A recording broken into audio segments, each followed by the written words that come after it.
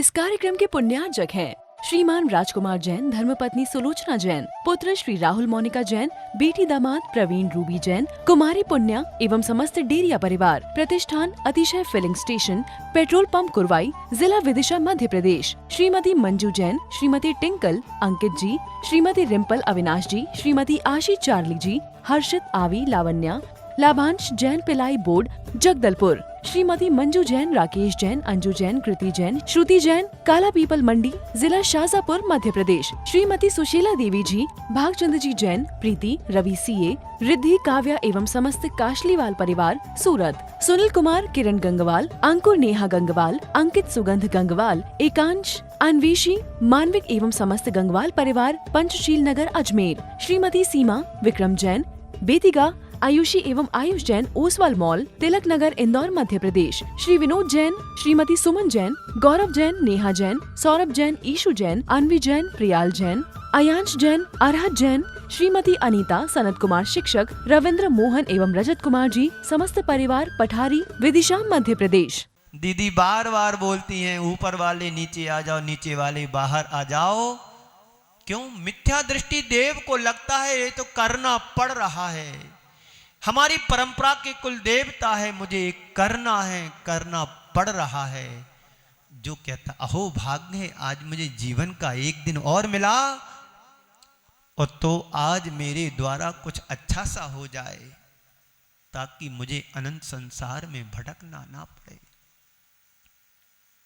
कितनी बड़ी समाज है, कितने सारे लोग आते हैं यहाँ।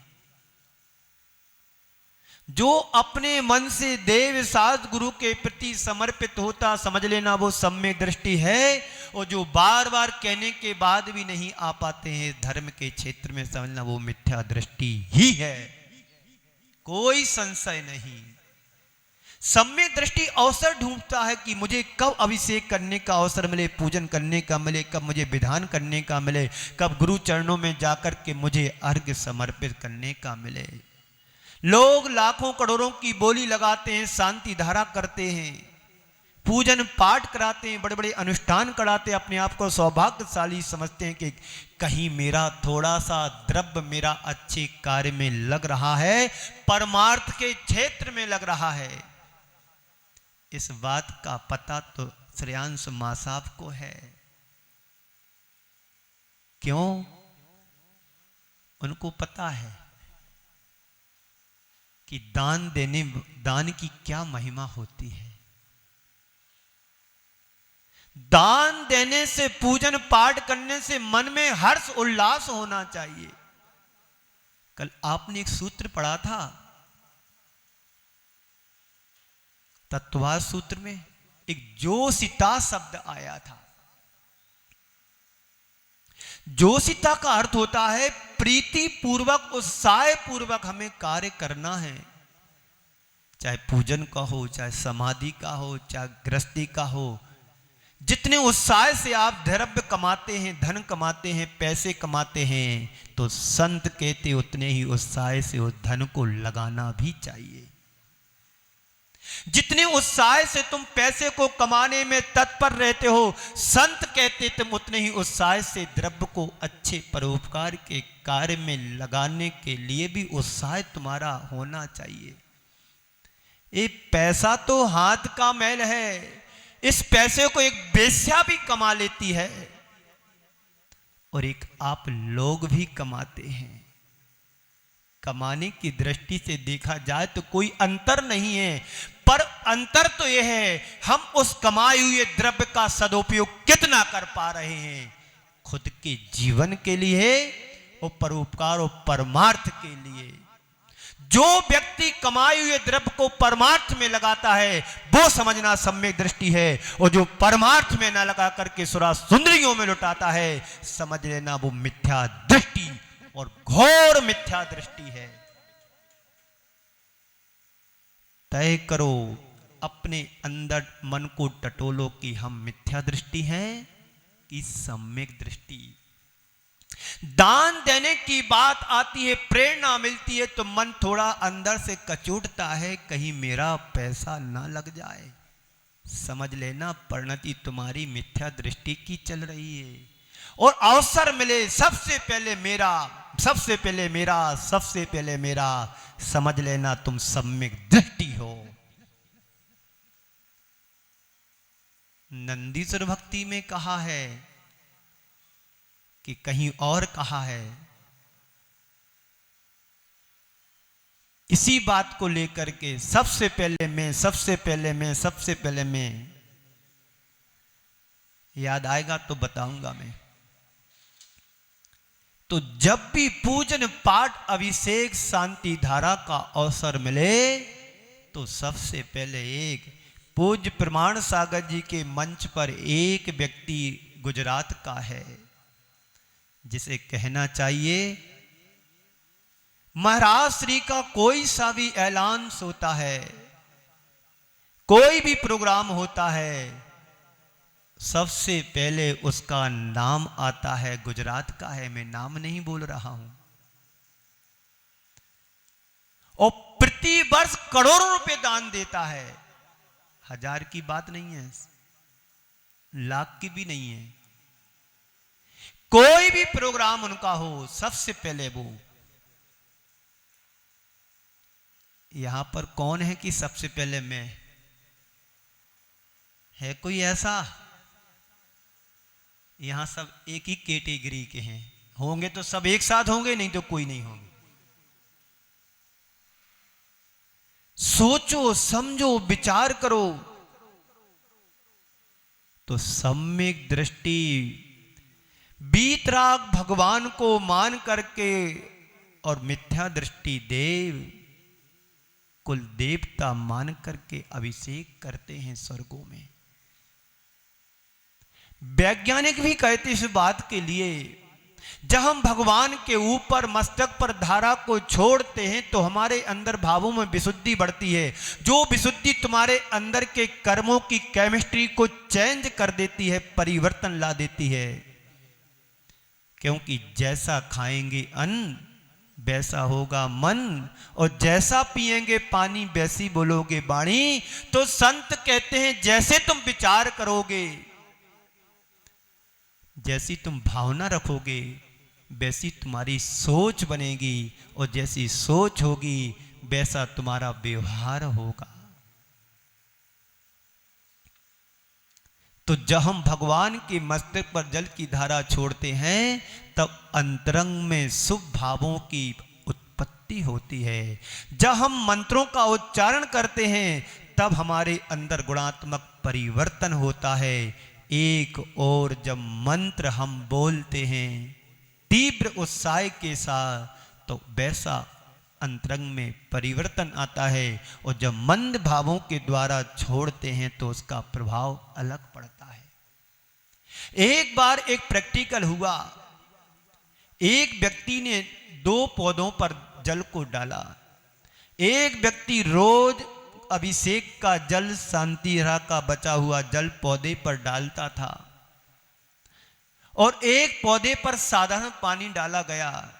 देखने में आया कि जिस पौधे पर शांति धारा अभिषेक का जल डाला गया उस पौधे की ग्रोथ बहुत तीव्र गति से बढ़ी, और जिस पौधे पर साधारण पानी डाला गया उसकी ग्रोथ, उसकी प्रगति धीरे धीरे मंद गति से हुई। तो इसका मतलब यही है कि जैसे जितनी तीव्रता के साथ हम मंत्र का उच्चारण करते हैं विशुद्धि के साथ, उतना प्रभाव हमारी आत्मा पर जबरदस्त प्रभाव पड़ता है। आपको पता होना चाहिए कि कैंसर जैसी बीमारी भी नमोकार मंत्र की आराधना करने से ठीक हो जाती है। बार बार प्रमाण सागर जी कहते हैं कि नमोकार मंत्र को लिखो तो आपके कैंसर जैसी बीमारी भी ठीक हो जाती है। और जीव दया में दान देने से अपमृत्यु टलती है। तो ऐसा करना चाहिए। यही तो पूजन के अंग है। मात्र थाली से उठाकर के पूजन दूसरी थाली में चढ़ा दी, उसको में भावों को भी तो जोड़ो। द्रव्य तो है तुम्हारे पास, लेकिन भावों की अभिव्यक्ति भी अंदर से होना चाहिए। दूसरे चरण में आवाहन, स्थापन और सन्निधिकरण। ये क्या है? तीनों चीजें, यह एक क्रिया है, प्रक्रिया है। इस आह्वान में दो प्रकार की क्रियाएं एक साथ चलती हैं। एक तो भगवान का अपने हृदय में स्थापन करना, जिससे हमारे और भगवान के बीच तादात्म्य संबंध की स्थापना हो जाए, और उसके साथ बसठ, संबोसठ और ठाठा मंत्र की स्थापना हो। ये केवल देवताओं को आमंत्रित करने के लिए किया जाता है। बसठ, संबोसठ और ठा स्थापना किसको बुलाते? इसके माध्यम से देवताओं को बुलाते हैं। जो मंत्र शास्त्र को जानते वे इस बात को जानते हैं कि सन्निधिकरण का मतलब साक्षात समूह शरण होता है। साक्षात वीतराग देव हैं, मैं देव हूं। इस तरह अपने और भगवान के साथ एक रूपता होने का नाम सन्निधिकरण है। सभी देवी देवता मिलकर के पूजन में सम्मिलित होते हैं, सब मिलकर के भगवान की पूजन करते हैं। इस तरह से आवाहन, स्थापन, सन्निधिकरण करें। पता ही नहीं पड़ता है कब मंत्र बोल देते हो, कब अर्घ चढ़ा देते हो। इतनी फास्ट चढ़ा देते हैं कि मालूम भी नहीं पड़ता कि पूजन कब हो गई। और बीच में यदि कोई आ जाता है तुम्हारा इष्ट, तो उससे भी उसी में समझ निकल आता है। बोलो कैसा करते हो पूजन? बातें भी चलती हैं और पूजन भी चलती है। तो पूजन तो संत कहते हैं अष्ट द्रव्य से भगवान की पूजन करें। आचार्य वीरसेन स्वामी से पूछा गया कि पूजन किसे कहते हैं? आचार्य वीरसेन स्वामी से पूछा गया कि पूजन किसे कहते हैं? तो उन्होंने कहा है जल, गंध, अक्षत आदि के माध्यम से अपनी भक्ति की अभिव्यक्ति का नाम पूजन है। किसका नाम है? जल, गंध, अक्षत आदि के माध्यम से हृदय की भक्ति की अभिव्यक्ति का नाम पूजन है। भाव पूजा तो हमारे अंदर का प्रकाश है। हम अपनी भक्ति को जिस रूप में प्रकट कर रहे हैं वही हमारी भाव पूजा होती है। बंधुओं, पिछले विगत दिनों से आप कम से कम 10-12 दिन से पूजन के बारे में सुन रहे हैं। सुनने मात्र से जीवन में परिवर्तन नहीं आएगा जब तक सुनकर के जीवन में उतारेंगी नहीं, तब तक तुम्हारी पूजन अधूरी रहेगी।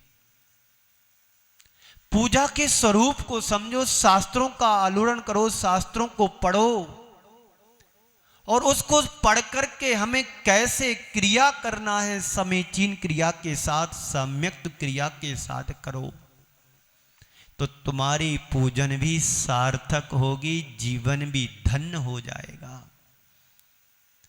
अभी पूजन करते हैं और पूजन करके पता नहीं क्या करते हैं। बात समझ में आ रही? प्रवचन तो औरों के लिए है, तुम्हारे लिए नहीं है। किसके लिए है? दूसरे गांव में सुनेंगे ना ये लोग, आदिनाथ चैनल पर सुबह रात के 9:20 से आता है 9:40 तक। तो पूजा की पद्धति को समझें, पूजा के ज्ञान और विज्ञान को समझें, हमें कैसे करना है। पूजन करें तो तल्लीन होकर के करें, लीन होकर के करें। जैसे धनंजय कवि ने कभी पूजन की थी, जैसे एक सेठ जी ने भगवान की भक्ति की थी तो मेंढक बन गया, और मेंढक ने पूजन की थी तो देव बन गया। ऐसी पूजा हो। मेंढक ना बनो। मेंढक तो इसलिए बना कि उनके संकल्प में शक्ति थी, प्यास के कारण तड़प रहे थे, पर उन्होंने अपने संकल्प को नहीं तोड़ा। तो पानी पीने वाला कहां जाएगा? कुएं में जाएगा। और कुएं का मेंढक भी भक्ति कर रहा था तो बाहर आया वो भक्ति का स्वरूप भी नहीं समझता था, भक्ति भी नहीं जानता था, पर उसका लक्ष्य था कि मुझे भगवान महावीर के समूह शरण में जाना है और मेरे पास है क्या कि जो प्रभु को अर्पित समर्पित कर सकूं। तो सरोवर में से, कुएं में से एक फूल की पंखुड़ी लेकर के चला जा रहा, फुदक फुदक करके जा रहा है। उसकी भावों की सराहना तो करो।